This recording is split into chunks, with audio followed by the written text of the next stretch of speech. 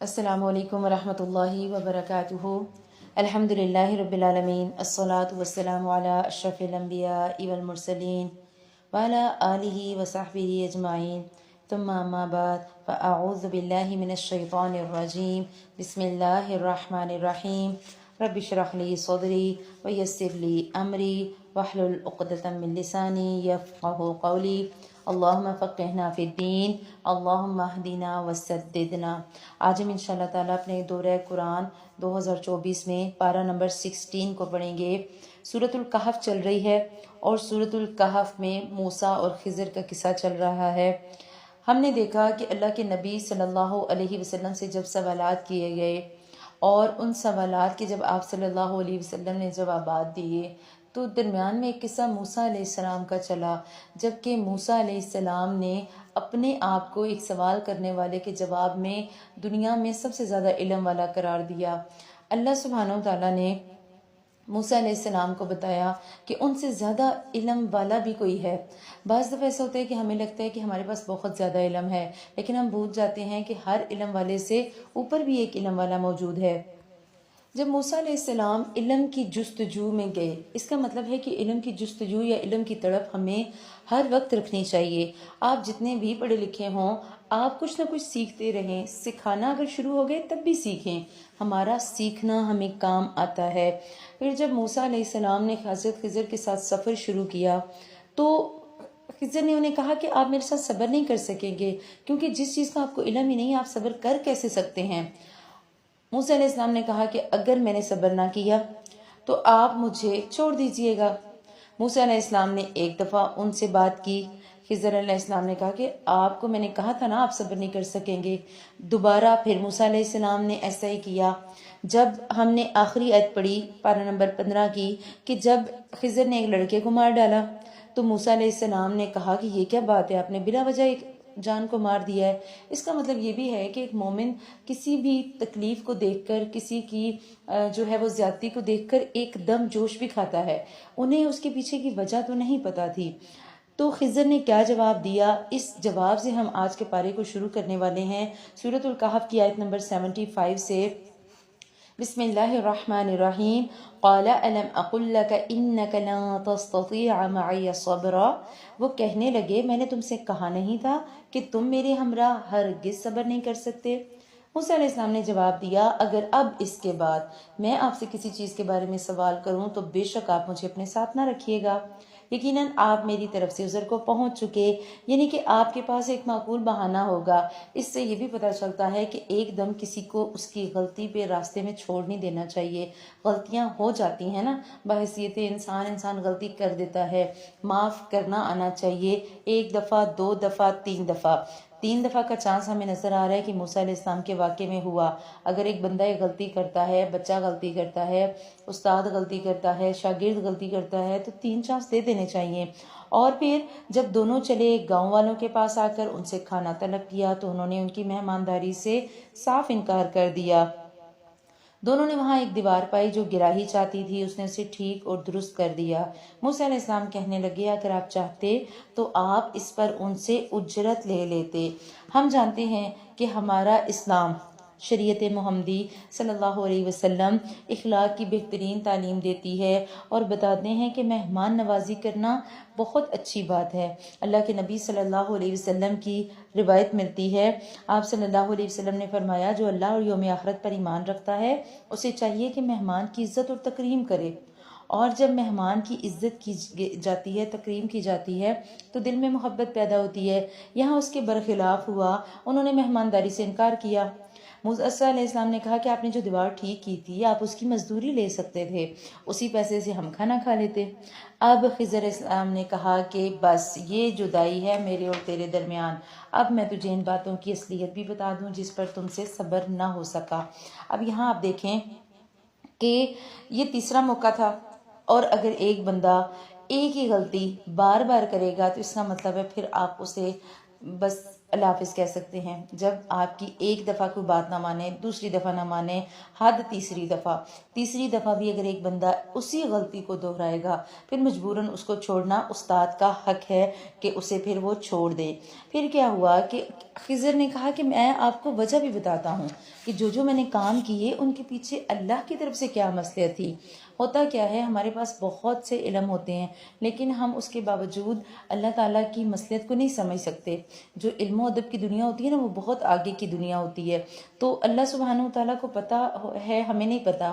اللہ تعالیٰ کا تو علم کامل ہے نا، ہم نہیں جانتے کہ اگر کوئی ہمارا نقصان ہوا، ہم پہ کوئی آزمائش آئی، اس کے پیچھے وجہ کیا تھی۔ تو انہوں نے جواب دیا کہ کشتی تو چند مسکینوں کی تھی جو دریا میں کام کاج کرتے تھے، میں نے اس میں کچھ توڑ پھوڑ کرنے کا ارادہ کر لیا، کیونکہ ان کے آگے ایک ایسا بادشاہ تھا جو ہر صحیح سالم کشتی کو جبراً ضبط کر لیتا، اور اس لڑکے کے ماں باپ ایمان والے تھے۔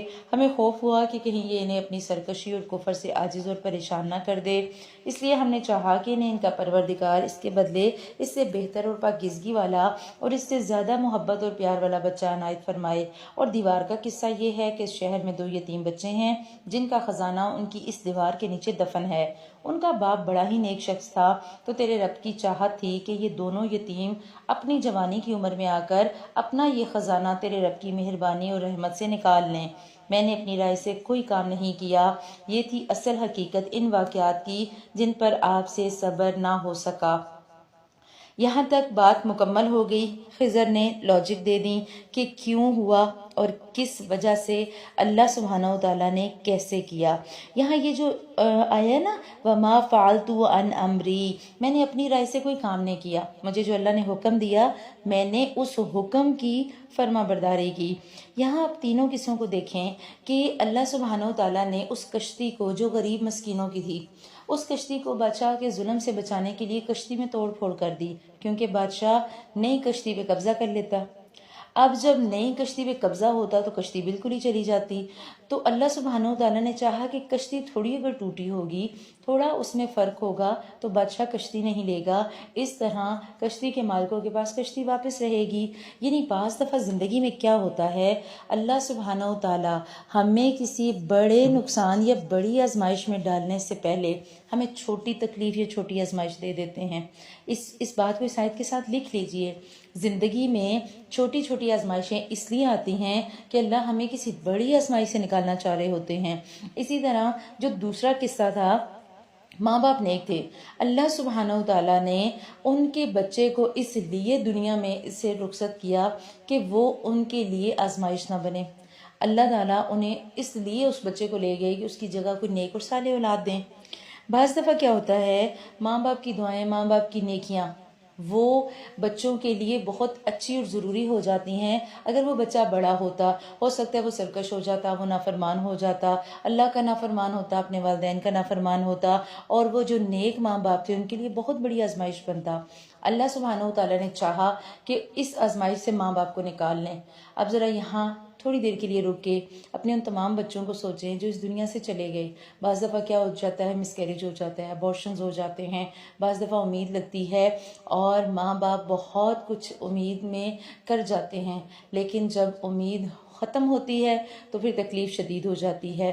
ایسی صورت میں اس آیت کو یاد کر لیں کہ اللہ سبحانہ و تعالیٰ جب آپ پہ آزمائش ڈالتے ہیں، آپ کا ٹھیک ٹھاک ہنستا کھیلتا بچہ دنیا سے چلا جاتا ہے۔ ہماری اسٹوڈنٹ نے کچھ ٹائم پہلے آئی تھنک 2 ماہ ہونے والے ہیں، ان کا بچہ جسٹ بیمار ہوا اور وہ ہاسپٹل گئی اور ودن 2 days اس کی ڈیتھ ہو گئی، یا ودن 1 day آئی تھنک۔ تو مجھے اس چیز نے بہت زیادہ تکلیف دی کہ میں اس بات کو سمجھ سکتی ہوں کہ ایک ماں کی آنکھوں کے سامنے اس کا بچہ اچانک سے فوت ہو جائے، لیکن یہ اللہ تعالیٰ کی آزمائشیں ہوتی ہیں۔ اللہ تعالیٰ نے ان بچوں کو ہمارے لیے جنت کے پرندوں کی شکل میں آخرت کے لیے محفوظ کرنا ہوتا ہے۔ اللہ تعالیٰ چاہتے ہیں کہ وہ بچے آخرت میں اپنے ماں باپ کی سفارش کریں، اور وہ سفارش کریں گے۔ اب جو تیسرا واقعہ تھا وہ ان 2 یتیم بچوں کے مال کا تھا جن کے والدین نیک تھے، وہ دنیا سے چلے گئے۔ اللہ سبحانہ و تعالیٰ نے نیک والدین کی اولاد کی بھی حفاظت کی۔ یہاں سے ہمیں یہ بھی پتہ چلتا ہے اگر والدین نیک ہوں گے، اللہ سبحانہ و تعالیٰ اپنے طریقے سے ان کے بچوں کی حفاظت کریں گے۔ جب وہ دنیا سے چلے گئے اس کے باوجود بھی اللہ سبحانہ و تعالیٰ نے ان کے خزانے کی حفاظت کا ذمہ لیا۔ اور اللہ سبحانہ و تعالیٰ نے یہ جو سارا قصہ ہم نے پڑھا خضر کا اور موسیٰ علیہ السلام کا، یہ اس وجہ سے تھا تاکہ ہمیں پتہ چلے کہ اللہ تعالیٰ کے ہر کام میں مصلحت ہوتی ہے. ہم اس کی مصلحت تک نہیں پہنچ سکتے، ہم اس کی حکمتوں کو نہیں سمجھ سکتے. ہم چھوٹی سی آزمائش آتی ہے، چھوٹی سی تکلیف آتی ہے، رونا پیٹنا شور شرابہ اور اس طرح کے کام شروع کر دیتے ہیں. ہمیں اس واقعے سے سیکھنا ہے اللہ سبحانہ و تعالیٰ کے ہر کام میں بہتری ہے. ہمیں نہیں پتہ ہمارے اوپر جو آزمائش آتی ہے، جو مصیبت آتی ہے، وہ کس وجہ سے آتی ہے.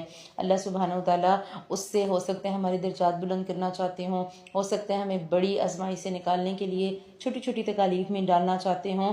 تو اللہ سبحانہ و تعالیٰ کی تقدیر پر اسی طریقے سے ایمان لانا کہ جو کچھ ہو رہا ہے میرے حق میں بہتر ہے، یہ ہمارا ایمان ہونا چاہیے اور اسی پر ہمیں استقامت رکھنی چاہیے. اب مشرکین مکہ نے تیسرا سوال یہ کیا تھا کہ ذوالقرنین کون تھا. اللہ کے نبی صلی اللہ علیہ وسلم کو اللہ سبحانہ و تعالیٰ اب ذوالقرنین کا قصہ سنا رہے ہیں. آپ سے یہ ذوالقرنین کا واقعہ دریافت کرتے ہیں، آپ کہہ دیجئے کہ میں ان کا تھوڑا سا حال تمہیں پڑھ کر سناتا ہوں.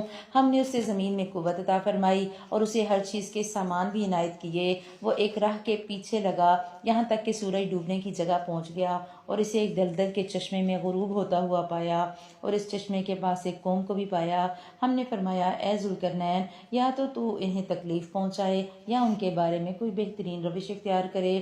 اس نے کہا جو ظلم کرے گا اسے تو ہم بھی اب سزا دیں گے، پھر وہ اپنے پروردگار کی طرف لوٹایا جائے گا اور وہ اسے سخت تر عذاب دے گا. ہاں جو ایمان لائے اور نیک عمل کرے اس کے لیے تو بدلے میں بھلائی ہے اور ہم اسے اپنے کام میں بھی آسانی ہی کا حکم دیں گے. پھر وہ اور راہ کے پیچھے چل پڑا یہاں تک کہ جب سورج نکلنے کی جگہ تک پہنچا تو اسے ایسی قوم پر نکلتا پایا کہ ان کے لیے ہم نے اس سے کوئی اوٹ نہیں بنائی. یہاں تک ہم نے جو ایک سٹریچ میں دیکھا واقعہ ذوالقرنین کے بارے میں، اور ذوالقرنین کے بارے میں جو ڈیٹیل ملتی ہے وہ یہ کہ ذوالقرنین کا مطلب ہوتا ہے دو سینگوں والا. اس کے جو سر پر دو سینگ تھے، یا پھر اس نے شاید کوئی ایسا تاج پہنتا ہو جس کے سر پر دو سینگ ہوں.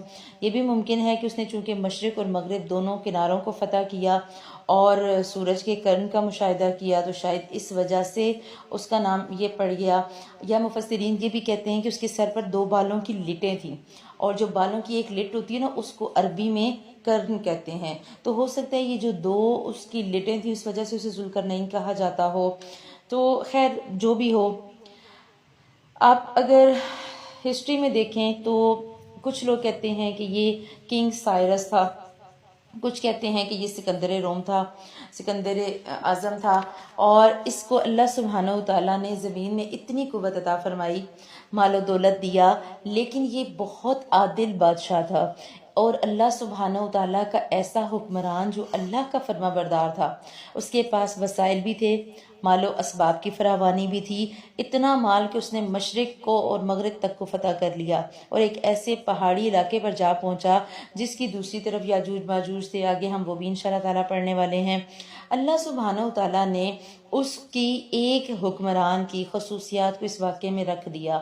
ہم پورا واقعہ پڑھنے کے بعد اس پہ بات کریں گے کہ اگر ایک بادشاہ وہ عادل ہو، ایک بادشاہ ایسا ہو جو اپنی عقل کو، اپنے مال کو، اپنی صلاحیتوں کو اللہ تعالیٰ کے راستے میں لگائے، اللہ تعالیٰ اسے کتنی فتوحات دیتے ہیں.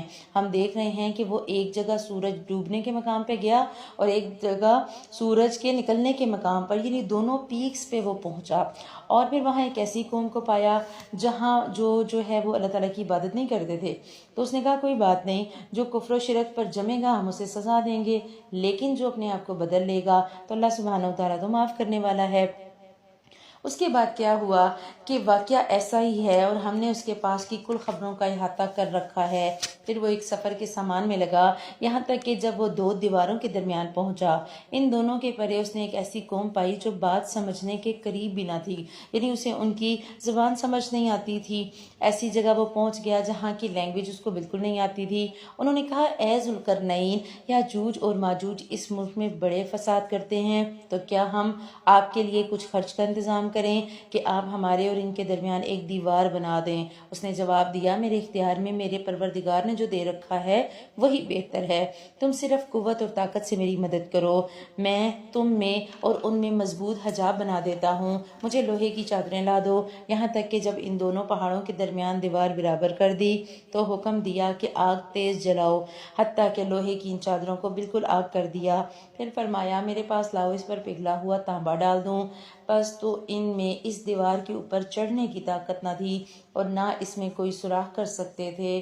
کہا، یہ سب میرے رب کی مہربانی ہے، ہاں جب میرے رب کا وعدہ آئے گا تو اسے زمین بوس کر دے گا، بے شک میرے رب کا وعدہ سچا اور حق ہے۔ اللہ سبحانہ و تعالیٰ جب ہمیں کوئی بھی واقعہ، کوئی بھی سٹوری بتاتے ہیں قرآن میں، تو ہمیں اس میں سے اپنے لیے سبق لینا ہوتا ہے۔ یہاں ہم دیکھ رہے ہیں کہ ایک ایسا بادشاہ جسے اللہ تعالیٰ نے طاقت دی، منصب دیا، اس نے اس منصب کا بہترین فائدہ اٹھایا۔ وہ جب ایک ایسے علاقے سے گزرا جہاں اسے بتایا گیا کہ یاجوج اور ماجوج فساد کرتے ہیں، تو آپ ہمارے لیے دیوار بنائے اور ہم آپ کو اسباب دیتے ہیں۔ اس نے کہا، میرے پاس اللہ کا دیا ہوا مال تو ہے، تم مجھے جسمانی طاقت دے دو۔ اس کا مطلب ہے کہ اگر قوم ساری مل کے اکٹھا ٹیم ورک کرے تو بہت کچھ کیا جا سکتا ہے۔ اس نے دیوار بنوائی، اس نے کہا کہ چلو تم جو ہے کیا کرو، اس کے درمیان ساری چادریں ڈالو، پھر آگ لگائی، اور پھر جب دیوار وہ آگ پک گئی، اوپر تانبا ڈالا۔ اب یاجوج ماجوج میں اس دیوار پر چڑھنے کی طاقت نہیں تھی، لیکن اس نے بتایا، ہاں جب اللہ کا وعدہ آ جائے گا تو دیوار زمین بوس ہو جائے گی، پھر اللہ سبحانہ و تعالیٰ یاجوج اور ماجوج کو نکال دیں گے۔ اب یہ وعدہ کیا ہے کہ جب قیامت کا وقت قریب آئے گا تو اللہ سبحانہ و تعالیٰ اس دیوار کو زمین کے برابر کر دیں گے۔ اللہ کے نبی صلی اللہ علیہ وسلم کی ایک حدیث ملتی ہے کہ جو ہے وہ قیامت کے قریب کیا ہوگا کہ اس دیوار میں تھوڑے تھوڑے سے سوراخ کو اللہ کے نبی صلی اللہ علیہ وسلم نے فتنے کے قریب ہونے سے تعبیر کیا کہ جو چھوٹے چھوٹے فتنے ہیں نا، یہ جب بڑھتے جائیں گے تو یاجوج ماجوج آ جائیں گے۔ اسی طرح ایک اور حدیث میں آتا ہے کہ یہ لوگ ہر روز دیوار کو کھودتے ہیں اور پھر اگلے دن کے لیے چھوڑ دیتے ہیں، لیکن جب اللہ سبحانہ و تعالیٰ کی مشیت ہوگی، اللہ سبحانہ و تعالیٰ نے ان کے خروج کو جب کرنا ہوگا تو کیا کریں گے، وہ لوگ انشاءاللہ کہہ دیں گے، اور جب اگلے دن انشاءاللہ کہا ہوگا اور وہ باہر نکلیں گے تو وہ دیکھیں گے کہ ابھی دیوار جتنی انہوں نے پہلے کھودی تھی وہ قائم ہے، اور پھر وہ اسے پوری کی پوری کھودنے میں کامیاب ہو جائیں گے، وہ نکل آئیں گے، پھر وہ زمین میں فساد پھیلائیں گے، اتنا کہ لوگ قلعہ بند ہو جائیں گے، یہ آسمانوں پر تیر پھینکیں گے جو خون آلود ہو کر لوٹیں گے۔ بالآخر اللہ سبحانہ و تعالیٰ ان کی گدیوں پر ایسا کیڑا پیدا فرمائے گا جس سے ان کی ہلاکت ہو جائے گی۔ اور پھر آگے یہ بھی آتا ہے کہ جب عیسیٰ علیہ السلام دنیا پہ تشریف لے آئیں گے، اس کے بعد یہ سب کچھ ہوگا ان کی موجودگی میں، اور پھر یہ بھی آتا ہے کہ جب یہ مر جائیں گے تو ان کے مرنے کے بعد پوری زمین میں بدبو ہی اتنی زیادہ ہو جائے گی کہ عیسیٰ علیہ السلام اپنے ساتھیوں کے ساتھ اللہ سبحانہ و تعالیٰ سے دعا کریں گے، اور پھر اللہ سبحانہ و تعالیٰ ایسی بارش بھیجیں گے، ایسی ہوائیں چلائیں گے اور بارش بھیجیں گے کہ ان کی جو جسم ہوں گے وہ ختم ہو جائیں گے، اور اللہ سبحانہ و تعالیٰ یاجوج ماجوج سے سب کو نجات دے دیں گے۔ اب آگے جو آیات ہیں وہ بہت سخت ہیں، غور سے سنیے گا۔ اس دن ہم انہیں آپس میں ایک دوسرے میں گڈمڈ ہوتے ہوئے چھوڑ دیں گے اور سور پھونک دیا جائے گا، سب کو اکٹھا کر کے ہم جمع کر لیں گے۔ اس دن ہم جہنم کو بھی کافروں کے سامنے لا کھڑا کریں گے، جن کی آنکھیں میری یاد سے پردے میں تھیں وہ سن بھی نہیں سکتے تھے۔ اس آیت کو ہائی لائٹ کریں، اللہ سبحانہ و تعالیٰ کی یاد سے پردے میں تو نہیں ہیں آپ اور میں، ہم تو الحمدللہ مجھے لگتا ہے اب نہیں ہیں، کیونکہ اب الحمدللہ ہم 16واں پارہ شروع کر چکے، اب آہستہ آہستہ وہ جو قرآن کی ہم سیڑھیاں چڑھ رہے تھے اب ہم اترنا شروع ہو گئے۔ جو چڑھائی ہوتی ہے نا وہ زیادہ مشکل ہوتی ہے۔ جو بندہ پہلا پارہ سنے، دوسرا سنے، تیسرا سنے، چوتھا، پانچواں، چھٹا، جو 15 تک پہنچ گیا اس کے لیے 16 سے 30 پڑھنا مشکل نہیں ہوگا۔ ہم کیا کرتے ہیں، ہمیں چڑھنا مشکل لگتا ہے، ایک دفعہ چڑھ گئے نا تو اللہ تعالیٰ ساتھ ساتھ آرام سے اتروا بھی دے گا، ہمیں پھر سننے میں بھی مزہ آئے گا۔ اب آپ کو لگ رہا ہوگا کہ قرآن کے 2 پارے ایسے تھے جن میں شاید آپ کو ورڈنگ مشکل لگی ہوگی جب سورہ الانفال چلی، جو لڑائیوں والے یا جنگوں والے پارے تھے۔ اس کے علاوہ تو الحمدللہ ساری ہی صورتوں میں ہمیں ایک سے بڑھ کر ایک آیت میں اپنی ذات کے لیے سبق ملا، اپنے گھر والوں کے لیے، اپنے بچوں کے لیے۔ یہاں ہم اگر حق سن نہیں سکتے تو پھر ہم میں وہ ایمان نہیں ہے۔ اگر آپ نے 15 پارے سن لیے، اس کا مطلب ہے کہ سننا آتا ہے الحمدللہ۔ اللہ سبحانہ و تعالی ہمیں سننے والا اور عمل کرنے والا بنائیں۔ کیا کافر یہ خیال کیے بیٹھے ہیں کہ میرے علاوہ وہ میرے بندوں کو اپنا حمایتی بنا لیں گے؟ سنو، ہم نے تو ان کفار کی مہمانی کے لیے جہنم کو تیار کر رکھا ہے۔ آپ کہہ دیجئے کہ اگر میں تمہیں بتا دوں کہ با اعتبار اعمال سب سے زیادہ خسارے میں کون ہیں، یعنی کون ہیں جنہوں نے سب سے زیادہ خسارے والے کام کیے، وہ ہیں جن کی دنیا کی زندگی کی تمام کوششیں بیکار ہو گئیں اور وہ اسی گمان میں رہے کہ وہ بہت اچھے کام کر رہے ہیں۔ یہی وہ لوگ ہیں جنہوں نے اپنے پروردگار کی آیتوں اور اس کی ملاقات سے کفر کیا، اس لیے ان کے اعمال غارت ہو گئے۔ بس قیامت کے دن ہم ان کا کوئی وزن قائم نہ کریں گے، اور حال یہ ہے کہ ان کا بدلہ جہنم ہے، کیونکہ انہوں نے کفر کیا اور میری آیتوں کا اور میرے رسولوں کا مذاق اڑایا۔ جبکہ جو لوگ ایمان لائے اور انہوں نے کام بھی اچھے کیے، یقیناً ان کے لیے الفردوس کے باغات کی مہمانی ہے، جہاں وہ ہمیشہ رہا کریں گے، جس جگہ کو بدلنے کا کبھی ان کا ارادہ ہی نہ ہوگا۔ کہہ دیجئے اگر میرے پروردگار کی باتوں کے لکھنے کے لیے تمام سمندر سیاہی بن جائے تو بھی وہ اپنے رب کی باتوں کے ختم ہونے سے پہلے ہی ختم ہو جائے گا، گو ہم اسی جیسا اور بھی اس کی مدد میں لے آئیں۔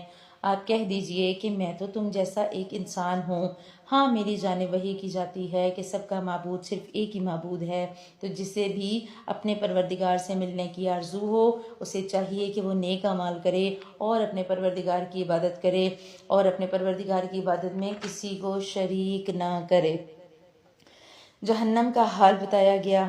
جہنم اللہ تعالیٰ نے کافروں کے لیے تیار کر رکھی ہے، لیکن یہاں جو آیا نا کہ ان کے جو ہے اعمال خسارے میں ہوں گے۔ دیکھیے جب آپ مال لگاتے ہیں نا، کوئی بھی کاروبار شروع کرتے ہیں، ہم مال لگاتے ہیں، منافع کی امید ہوتی ہے۔ اللہ یہاں کہہ رہا ہے کہ منافع کے ساتھ ساتھ لگا ہوا مال بھی ضائع ہو جائے گا۔ کوئی نیکی قبول نہیں ہوگی جب تک وہ سنت کے مطابق نہ ہو۔ ایک انسان گمان کرتا رہے میں نیکی کر رہا ہوں، نیکی کے چکر میں اچھے کام کرتے جائیں، بعد میں پتہ چلے یہ تو نیکی تھی ہی نہیں۔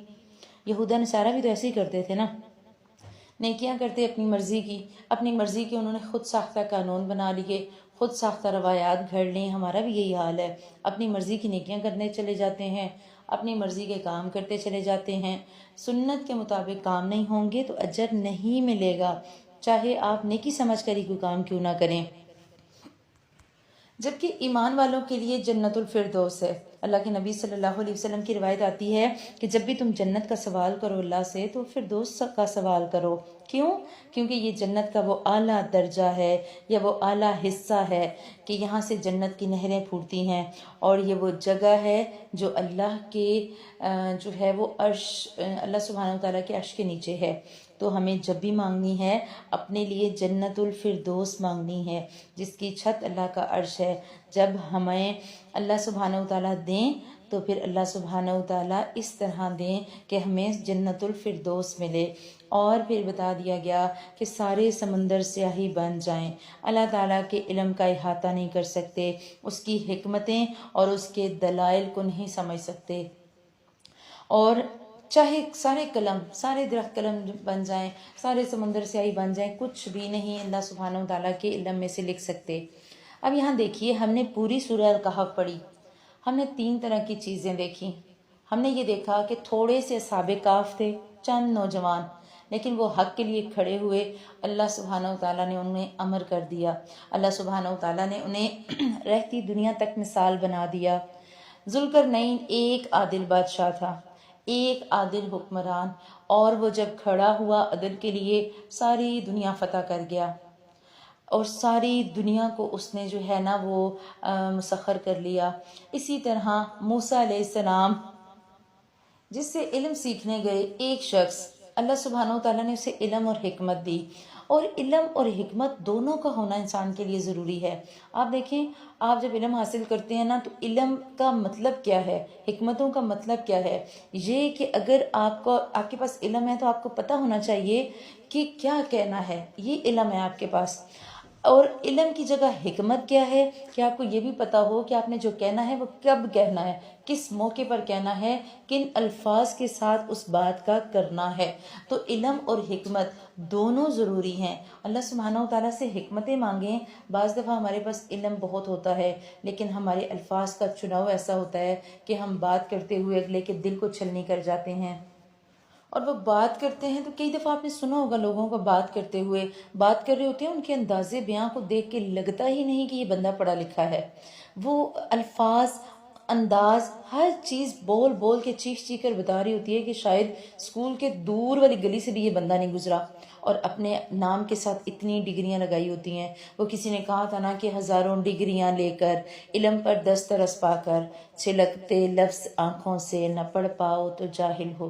اگر آپ کو پتہ ہی نہیں چل رہا، آپ کسی کے احساسات کو، جذبات کو، آپ دنیا کی حکمتوں کو نہیں سمجھ پا رہے، اللہ سبحانہ و تعالیٰ نے جو آپ کو رشتے دیے، جو ارد گرد کے لوگ دیے، ان کے احساسات اگر آپ کے سامنے نہیں کھل رہے تو اس کا مطلب ہے وہ علم اس طرح کا علم نہیں۔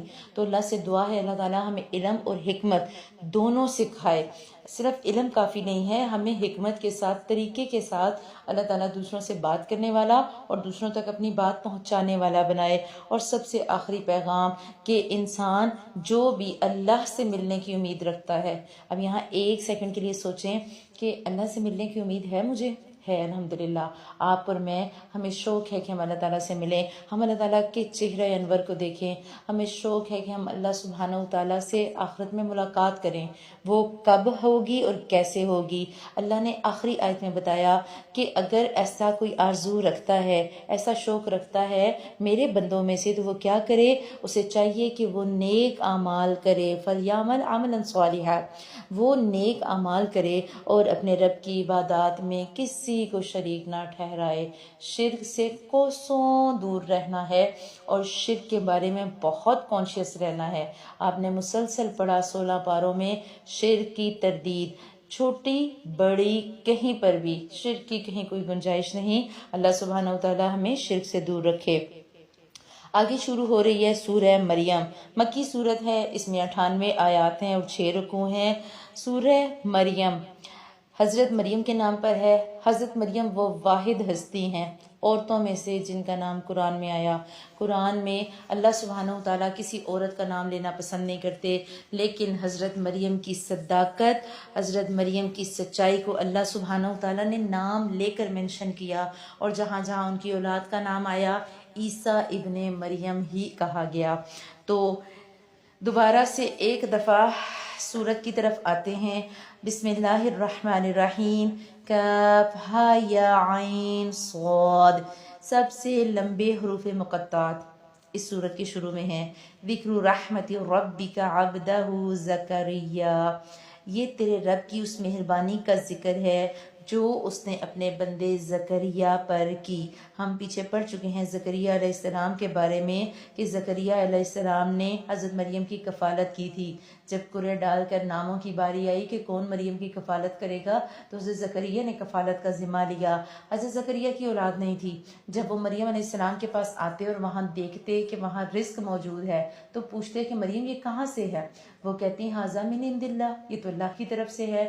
تو وہیں پر محراب میں انہیں خیال آیا کہ مریم کو اگر اللہ سبحانہ و تعالیٰ اس بند محراب اور بند کمرے اور کوٹری میں رزق دے سکتا ہے تو مجھے اولاد بھی دے سکتا ہے۔ اپنے رب کو آہستہ آہستہ چپکے چپکے محبت سے پکار رہے ہیں۔ اذ نادى ربه نداء خفیا، آہستہ سے، خاموشی سے۔ ہوتے ہیں نا کہ جب آپ اس کو ایسے امیجن کریں کہ جب آپ کے بچے نے آپ سے کوئی بہت اسپیشل بات کرنی ہوتی ہے، ٹاپ سیکرٹ بات، بچہ کیا کرتا ہے؟ آپ کے پاس آئے گا، ماما مجھے کچھ کہنا ہے، اور آ کے آپ کے کان میں پیار سے سرگوشی والی آواز میں بات کرتا ہے، اور آپ اسی سرگوشی کا جواب اسی طرح اسے دے کے کہتی ہیں اوکے میں تمہیں دے دوں گی یہ چیز، میں تمہیں یہ چیز دے دوں گی۔ ہم اسے یقین دلاتے ہیں کہ اس نے جس محبت سے ہم سے مانگا ہم اسے انکار نہیں کریں گے۔ یہاں پر بھی وہی حال ہے کہ زکریا علیہ السلام چپکے چپکے تنہائی میں، آج کل رمضان کی راتیں ہیں نا، کبھی رات میں اندھیرے میں جب سارے سوئے ہوں، اس خاموشی میں اٹھ کے ذرا اپنے رب کو ایسے ہی پکاریے گا، نداءً خفیہ، خفی آواز کے ساتھ، چھپی ہوئی آواز کے ساتھ، چھوٹے چھوٹے آنسوؤں کے ساتھ، ہلکے ہلکے لبوں کے ساتھ دل میں اترنے والی دعا کریں اپنے اللہ سے۔ ان آیتوں کو پڑھنے کے بعد نا دل کرتا ہوگا اللہ سبحانہ و تعالیٰ کو میں تنہائی میں پکاروں، اللہ سبحانہ و تعالیٰ سے گڑ گڑا کر مانگے۔ آپ دیکھیے انسان جب اس دنیا میں آتا ہے نا تو اکیلا آتا ہے، جب اس دنیا سے جاتا ہے تب بھی اکیلا جاتا ہے۔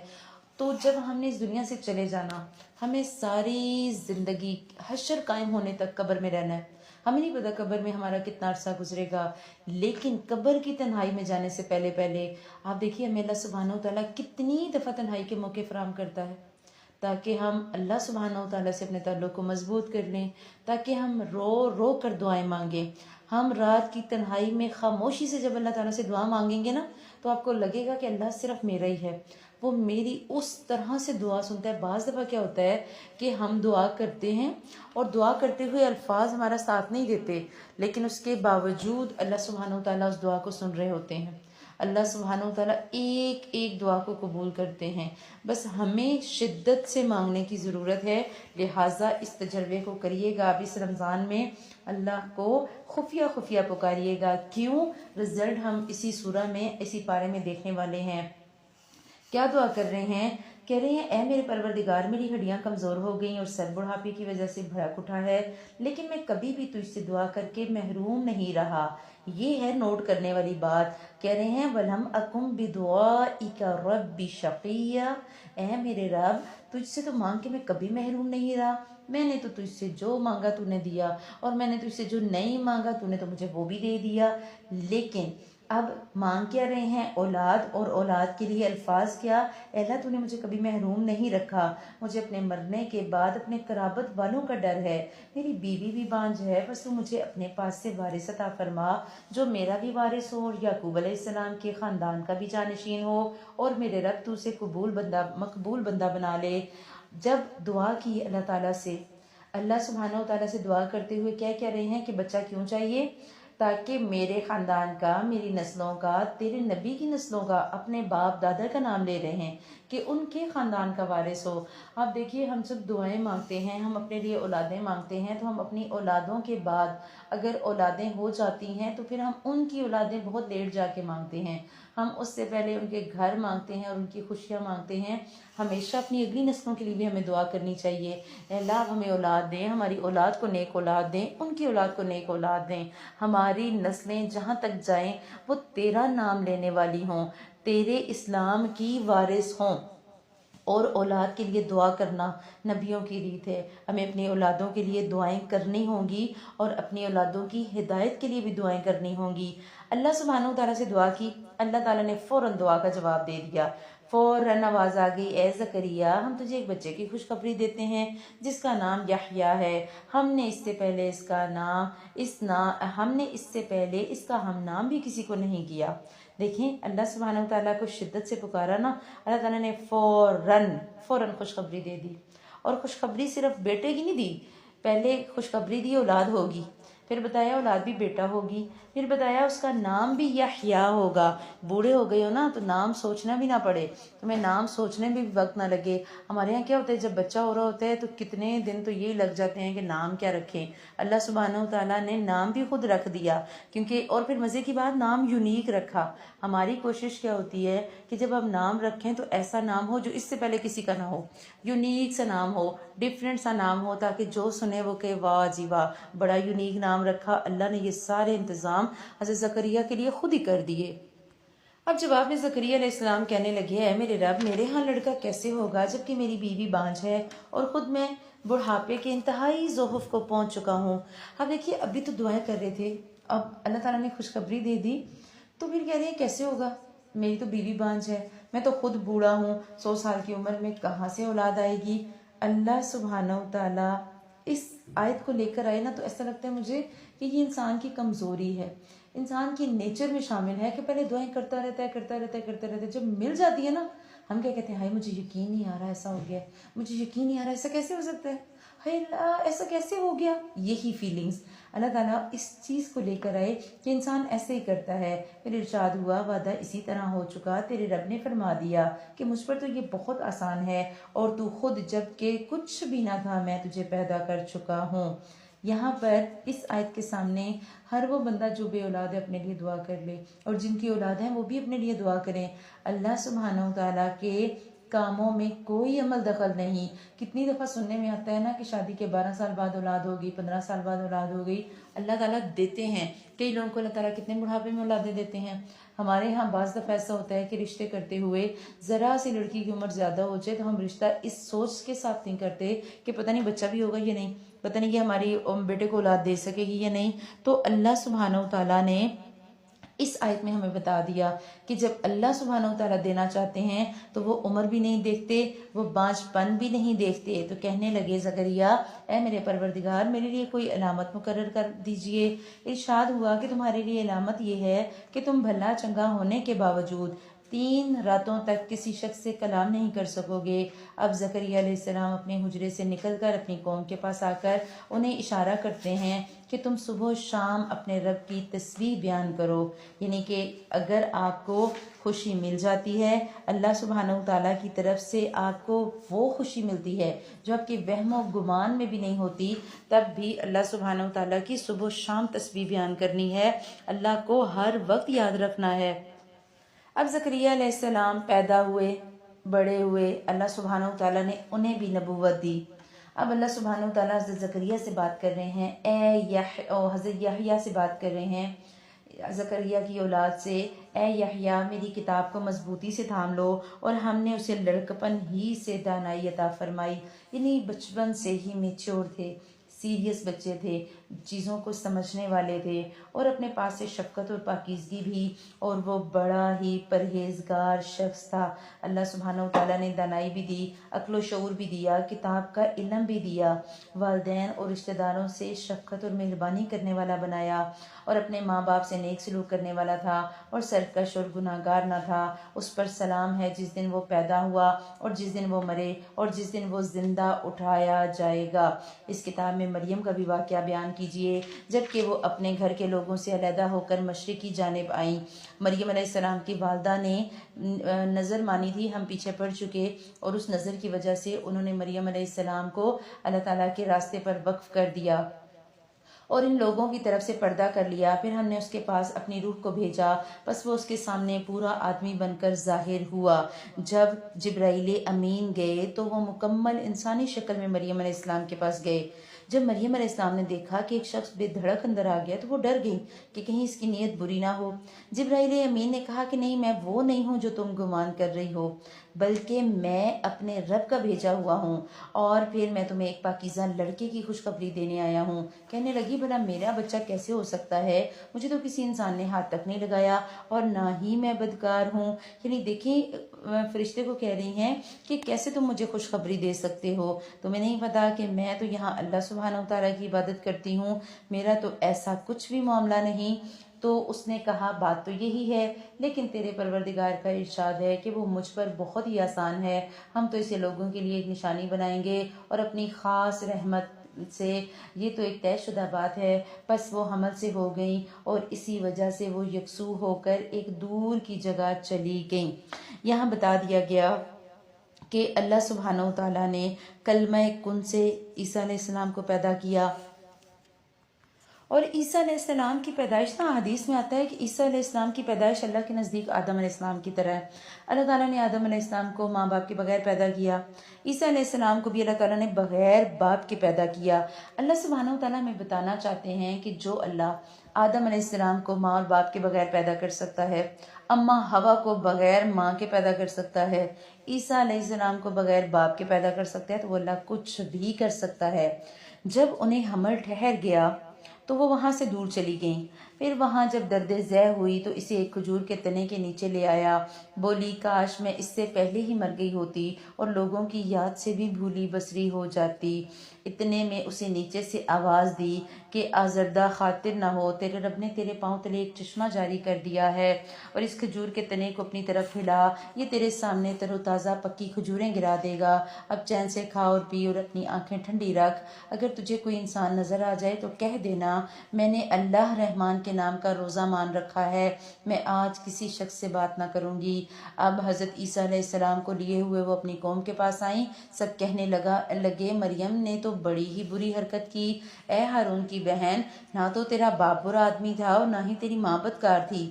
مریم نے اپنے بچے کی طرف اشارہ کیا، سب کہنے لگے لو بھلا ہم گود کے بچے سے باتیں کیسے کریں۔ بچہ بول اٹھا، میں اللہ کا بندہ ہوں، اس نے مجھے کتاب عطا فرمائی اور مجھے اپنا پیغمبر بنایا اور اس نے مجھے بابرکت کیا ہے جہاں بھی میں ہوں، اور اس نے مجھے نماز اور زکوٰۃ کا حکم دیا ہے جب تک میں زندہ رہوں، اور اس نے مجھے اپنی والدہ کا خدمت گزار بنایا ہے اور مجھے سرکش اور بدبخت نہیں کیا، اور مجھ پر میری پیدائش کے دن اور میری موت کے دن اور جس دن کے میں دوبارہ زندہ کھڑا کیا جاؤں گا سلام ہی سلام ہے۔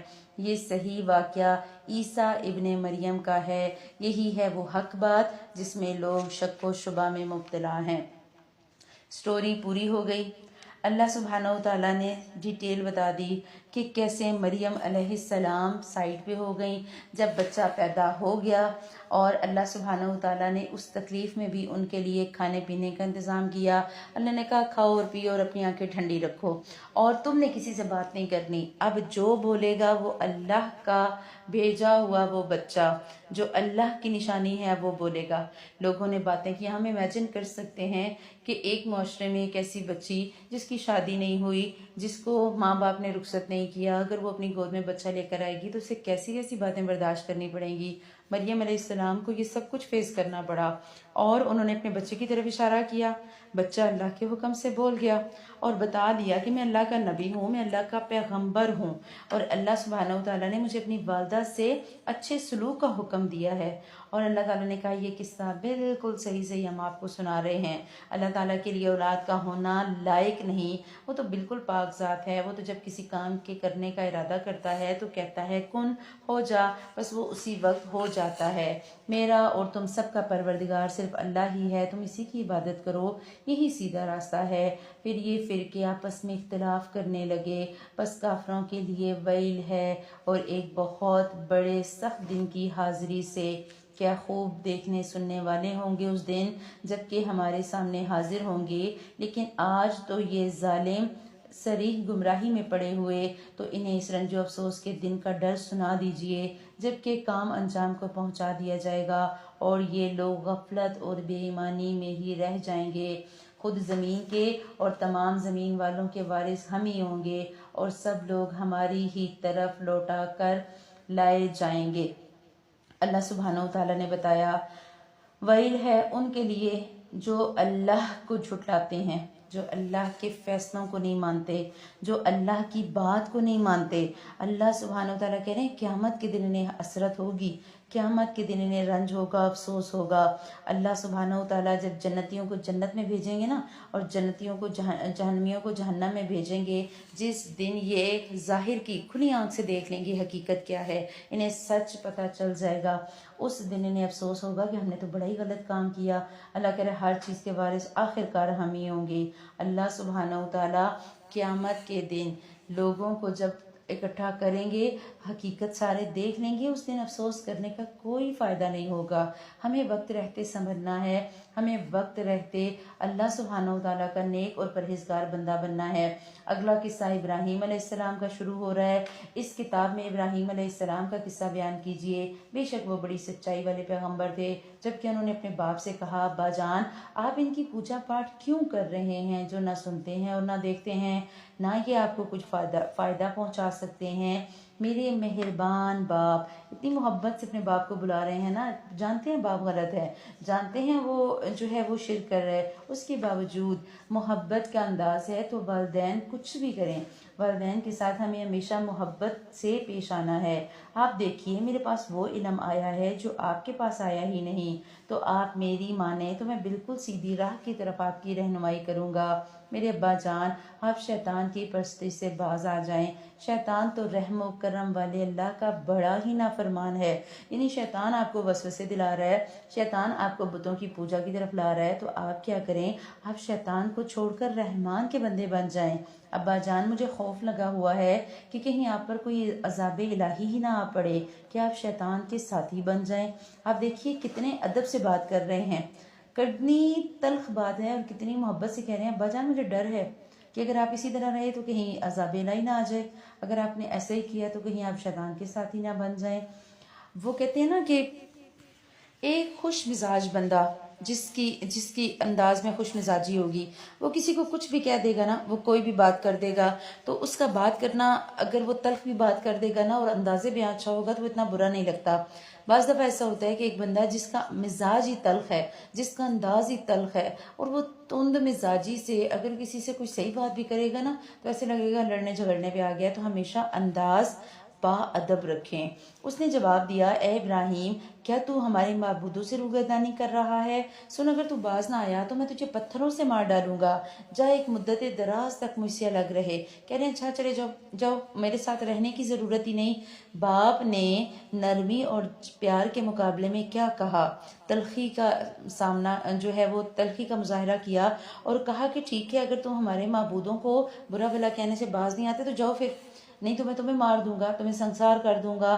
اور ابراہیم علیہ السلام ہجرت کر گئے۔ کیا کہہ رہے ہیں؟ قال سلام علیک، کہنے لگے اچھا چلیں آپ پر سلامتی ہو، میں تو اپنے پروردگار سے آپ کی بخشش کی دعا کرتا رہوں گا، وہ مجھ پر حد درجہ مہربان ہے۔ یہ وہ وعدہ تھا جو ابراہیم علیہ السلام نے اپنے باپ سے کیا، اور اسی وعدے کا ذکر ہم پیچھے پڑھ چکے کہ جب ابو جہل کی بات ہوئی تھی کہ ابو جہل جب عبداللہ بن ابی کی بات ہوئی تھی کہ عبداللہ بن ابی رئیس المنافقین جب فوت ہوا تو اس کو اللہ کے نبی صلی اللہ علیہ وسلم نے جب اس کا جنازہ پڑھایا، اس کو دفنایا، تو اللہ سبحانہ وتعالیٰ نے منع کر دیا کہ آپ مشرکین کا نہ جنازہ پڑھائیں گے نہ ان کے لیے بخشش کی دعا کریں گے۔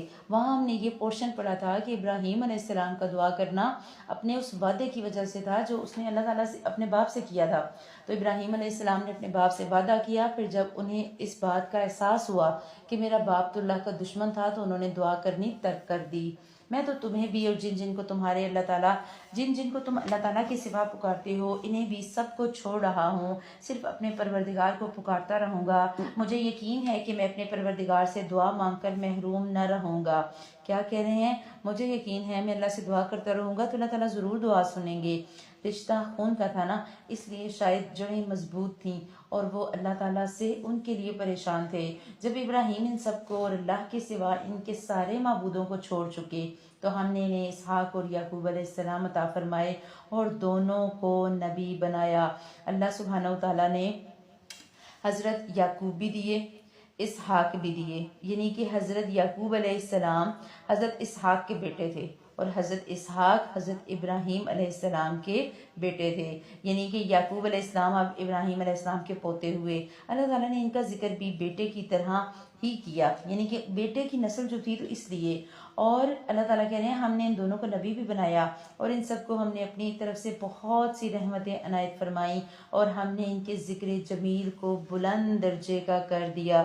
اللہ سبحانہ وتعالیٰ نے ان کی چونکہ زبانیں جو تھیں وہ اچھی تھیں، اللہ سبحانہ وتعالیٰ نے کہا ہم نے ان کی زبانوں کی وجہ سے ان کو جمیل کر دیا، ان کا ذکر جمیل کیا، لوگوں میں ان کا اچھا نام کیا۔ اس قرآن میں موسیٰ علیہ السلام کا ذکر بھی کرو جو چنے ہوئے اور رسول اور نبی تھے، ہم نے اسے طور کی دائیں جانب سے ندا کی اور راز گوئی کرتے ہوئے اسے قریب کر لیا۔ اب موسیٰ علیہ السلام سے اللہ سبحانہ وتعالیٰ نے ڈائریکٹ چونکہ کلام کیا، اسی وجہ سے موسیٰ علیہ السلام کو موسیٰ کلیم اللہ کہا جاتا ہے، اور اپنی خاص مہربانی سے اس کے بھائی کو نبی بنا کر عطا فرمایا، یعنی حضرت ہارون کو۔ اس کتاب میں اسماعیل علیہ السلام کا واقعہ بھی بیان کریے، وہ بڑا وعدے کا سچا تھا اور رسول اور نبی تھا، وہ اپنے گھر والوں کو برابر نماز اور زکوٰۃ کا حکم دیتا تھا اور تھا بھی اپنے پروردگار کی بارگاہ میں پسندیدہ اور مقبول۔ ہائی لائٹ کریں اس کو کہ وہ خود تو کرتے ہی کرتے تھے، اپنے گھر والوں کو برابر نماز اور زکوٰۃ کا حکم دیتے، یعنی اپنے آپ ساتھ ساتھ اپنے ارد گرد والوں کو بھی عمل کے لیے جو ہے وہ نصیحت کرتے، اور اس کتاب میں ادریس علیہ السلام کا بھی ذکر کرو، اور وہ بھی نیک کردار پیغمبر تھے، ہم نے اسے بلند مقام پر اٹھا لیا۔ یہاں بلند مقام پر اٹھانے سے مراد حضرت ادریس علیہ السلام کو بلند مرتبہ دینا ہے۔ حضرت ادریس علیہ السلام کے بارے میں آتا ہے کہ حضرت آدم علیہ السلام کے بعد یہ پہلے نبی تھے، اور حضرت نوح علیہ السلام کے یا ان کے والد کے دادا تھے۔ یہی وہ انبیاء ہیں جن پر اللہ تعالیٰ نے فضل و کرم کیا، جو اولاد آدم میں سے ہیں اور ان لوگوں کی نسل سے ہیں جنہیں ہم نے نوح علیہ السلام کے ساتھ کشتی میں چڑھا لیا تھا، اور اولاد ابراہیم و یعقوب سے اور ہماری طرف سے راہ یافتہ اور ہمارے پسندیدہ لوگوں میں سے ان کے سامنے جب رحمان کی آیات کی تلاوت کی جاتی تھی یہ سجدہ کرتے اور روتے اور گڑ گڑاتے گر پڑتے۔ اس آیت کے پورشن کو ہائی لائٹ کریں کہ اذا تتلی علیہم آیات الرحمن خروا سجدا وبکیا، کہ جب ان کے سامنے رحمان کی آیات کی تلاوت کی جاتی تو یہ سجدے بھی کرتے، روتے گڑ گڑاتے۔ یہ اپنے آپ کو قرآن کی آیات کے سامنے رکھتے، اپنا محاسبہ کرتے، اسی لیے تو وہ روتے اور گڑ گڑاتے تھے۔ آج کیوں نہیں اور رحمان کی آیات پڑھ کے ہمارے دل اس طرح روتے اور گڑ گڑاتے؟ کیونکہ ہمیں رحمان کی آیات کا مطلب ہی نہیں پتہ لگتا۔ اگر مطلب پتہ لگ بھی جائے تو ہم ظاہری صفائی پہ زیادہ توجہ دیتے ہیں باطنی صفائی کی بجائے۔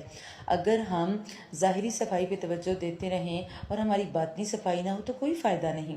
آپ دیکھیں نا، ایک بندہ جو اپنے گھر کو سارا صاف ستھرا کرتا رہتا ہے، روز صفائیاں کرے، روز چیزیں سنبھالے اور کوچے شوچے لگاتا رہے اور دیواروں پہ جانے لگے ہوں تو کیا فائدہ؟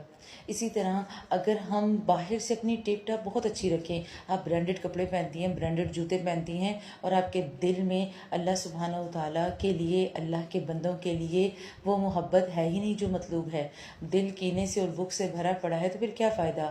وہ کسی نے کہا تھا نا کہ تیرے چٹے کپڑے کس کم آون جے اندروں ہوویں کالا ہو، باہروں چاڑو کسی کم نہ نہیں، باہروں چاڑو کسی نہ کم دا جے اندر لگ جائے جالا ہو۔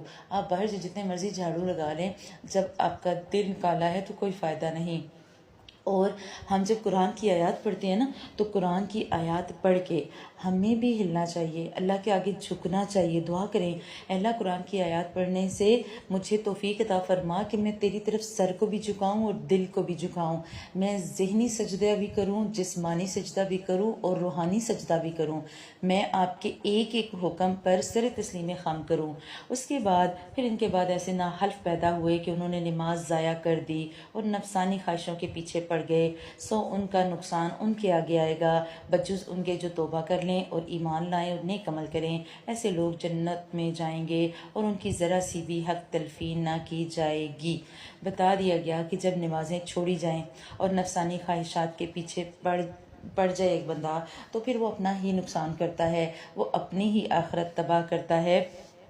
اور یہاں اسپیشل غور کریں، نماز ضائع کرتے ہیں جو اضاء الصلاۃ، جو نماز کو ضائع کر دیتے ہیں، یعنی یا تو وقت نماز پڑھتے ہی نہیں، اور اگر پڑھتے بھی ہیں تو بلا جو ہے وہ بغیر وقت کے وقت گزر گیا، بس صرف 4 ٹکرے مار لیں، پڑھتے ہوئے توجہ نہ دی، پڑھتے ہوئے وہ شعور والی نماز نہ پڑھی، بس خالی جو ہے وہ رٹی رٹائی نماز پڑھ لی، تو یہ ساری چیزیں اس میں آئیں گی نمازیں ضائع کرنے میں۔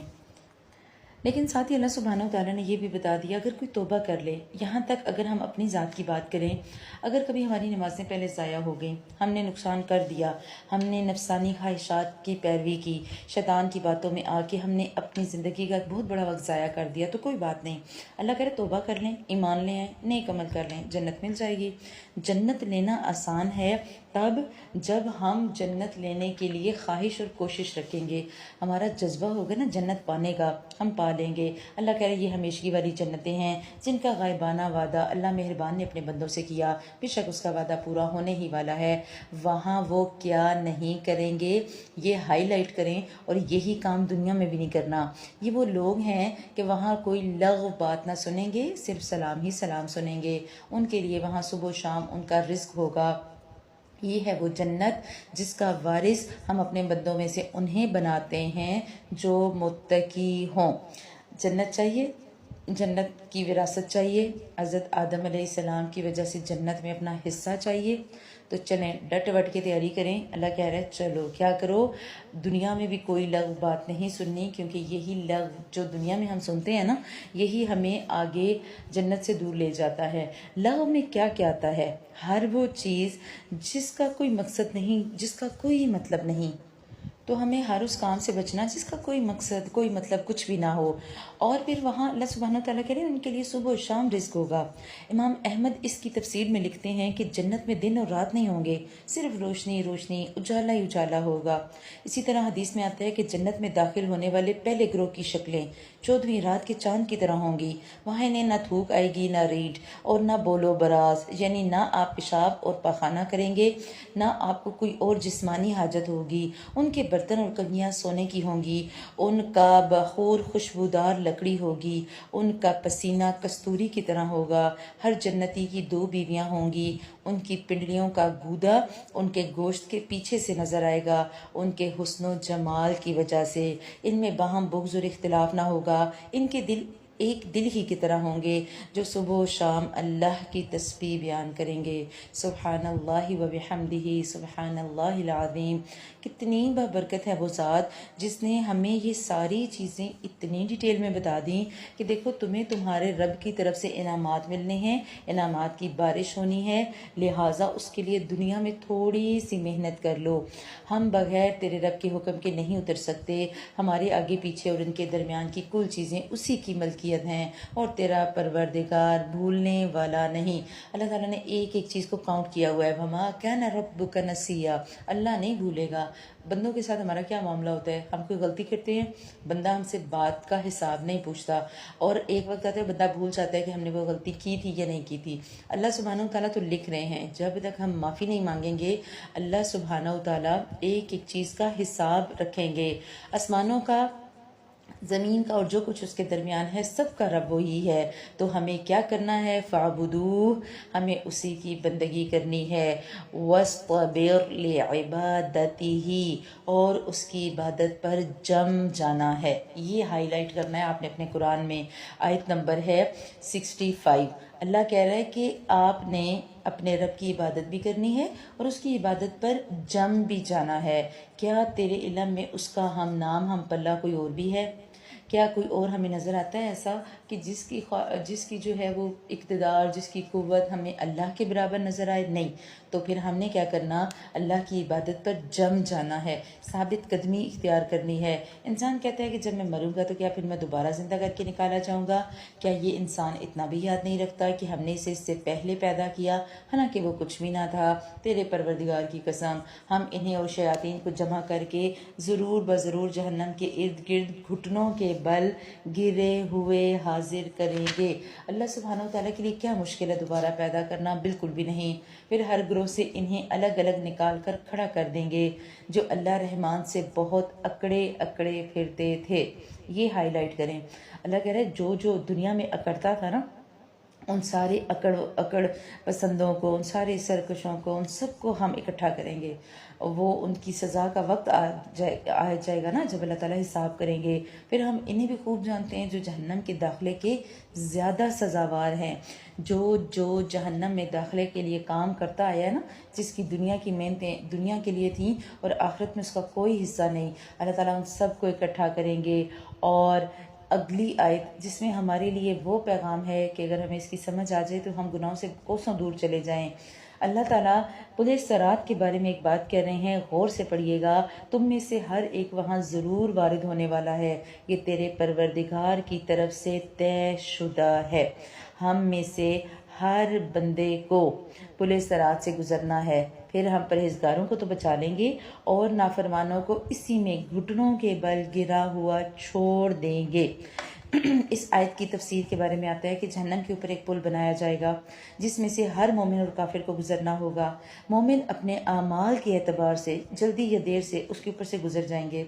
कुछ पलक झपकते हुए गुजरेंगे, कुछ बिजली की तेज़ी से, कुछ हवा की तेज़ी से, कुछ परिंदों की तरह, कुछ अच्छे और उम्दा घोड़ों की तरह और कुछ दीगर सवारियों की तरह गुजर जाएंगे।